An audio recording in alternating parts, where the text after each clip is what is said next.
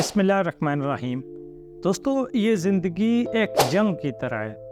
جس طرح جنگ میں ہم اپنے مخالف سے لڑتے ہیں، اس پر گولیوں کی بوچھار کرتے ہیں، یعنی اسے زیر کرنے کے لیے ہر ممکن کوشش کرتے ہیں، ہماری زندگی میں بھی ایسی ایک جنگ جاری رہتی ہے۔ ایک جنگ ہمارے باہر ہوتی ہے اور ایک جنگ ہمارے اندر ہوتی ہے۔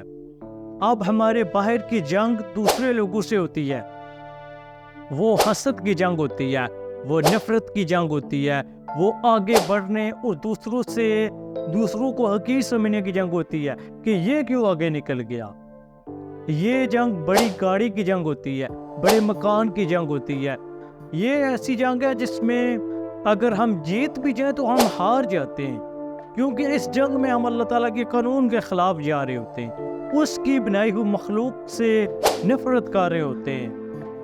دوسری وہ جنگ ہے جو ہمارے اندر کی جنگ ہوتی ہے، جس میں ہم اپنے آپ سے لڑ رہے ہوتے ہیں، جس میں ہم اپنی اصلاح کر رہے ہوتے ہیں، جس میں ہم اپنے آپ کو سمجھا رہے ہوتے ہیں کہ اگر کامیاب ہونا ہے تو دوسروں کی مدد کرو، کامیاب ہونا ہے تو دوسروں کی کامیابی پہ تالیاں بجاؤ، کامیاب ہونا ہے تو دوسرے کی کامیابی میں اس کا ہاتھ بٹاؤ، اس کا سہارا بنو، اس کو تھوڑی سی ہمت دو، اس کو تھوڑا موٹیویٹ کر دو۔